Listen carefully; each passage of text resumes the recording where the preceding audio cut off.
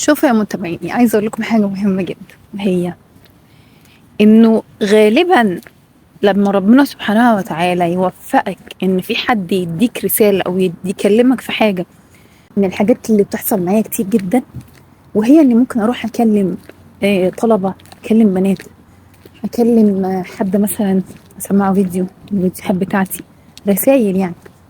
فلاقي ايه، سبحان الله، والله الاقي فيهم خير كبير جدا جدا جدا بشكل مش طبيعي. فيقعدوا يشكروني ومش عارف ايه، اقول لهم لا، انتوا اللي شكرا. اولا لان ربنا سبحانه وتعالى يعلم ان فيكم خير فبعتني ليكم.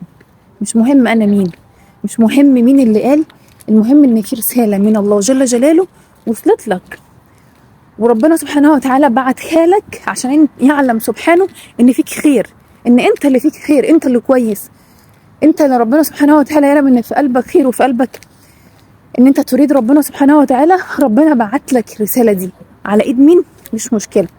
فالشكر اولا واخيرا لله جل جلاله، واحنا مجرد اسباب.